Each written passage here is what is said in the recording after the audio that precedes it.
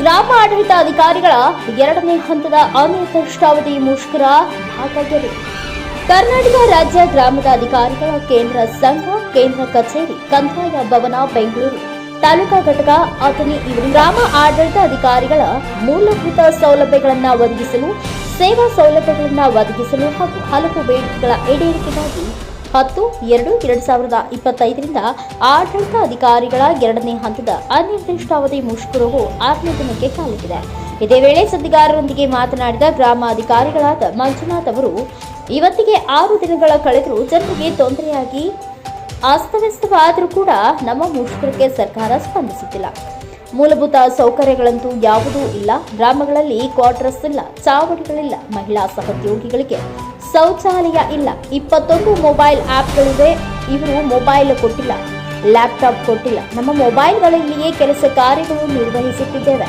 21-22 ವರ್ಷ ಆದರೂ ಪ್ರಮೋಷನ್ ಇಲ್ಲ, ರಿಸ್ಕ್ ಇಲ್ಲ. ಅಪಘಾತದಲ್ಲಿ ಮರಣ ಹೊಂದಿದ್ರೆ ಬೇರೆ ಇಲಾಖೆಗಳಲ್ಲಿ 50 ಲಕ್ಷದವರೆಗೂ ವಿಮಾ ಇದೆ, ನಮ್ಮಲ್ಲಿ ಇಲ್ಲ.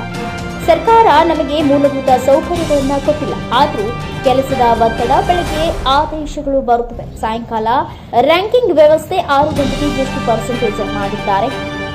ಸುಮಾರು ಕರ್ನಾಟಕ ರಾಜ್ಯದಾದ್ಯಂತ 2 ರಿಂದ 2.5 ಕೋಟಿ ಆಧಾರ್ ಸೆಟ್ಟಿಂಗ್ ನಮ್ಮ ಸ್ವಂತ ಮೊಬೈಲ್ನಲ್ಲಿ ಮಾಡಿದ್ದೇವೆ. ಸರ್ಕಾರದಿಂದ ಯಾವುದೇ ಒಂದು ಮೊಬೈಲ್ ಕೊಟ್ಟಿಲ್ಲ.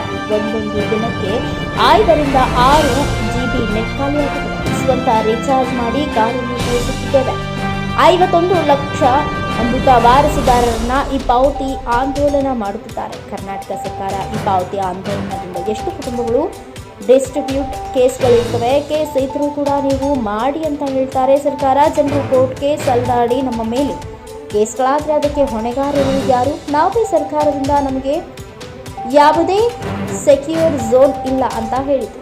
ಈ ಮುಷ್ಕರದಲ್ಲಿ ಗ್ರಾಮ ಆಡಳಿತಾಧಿಕಾರಿಗಳ ತಾಲೂಕು ಅಧ್ಯಕ್ಷರಾದ ಕಲ್ಮೇಶ್ ಕಲ್ಮಡಿ, ಉಪಾಧ್ಯಕ್ಷರಾದ ಅಶೋಕ ಕೋಗಿಲೆ, ಆಡಳಿತಾಧಿಕಾರಿಗಳಾದ ಸಾವಿತ್ರಿ ಕೋಟೆ, ವಿಕಾಸ ಮತ್ತು ಸುಷ್ಮಾ ವನ್ಮಾನೆ, ಅಮ್ರೀನಾ ಇನಾಮ್ದಾರ್, ಎಸ್ಪಿ ಜಾಧವ್, ಇನ್ನು ಅನೇಕ ಗ್ರಾಮಾಧಿಕಾರಿಗಳು ಪಾಲ್ಗೊಂಡಿದ್ದರು.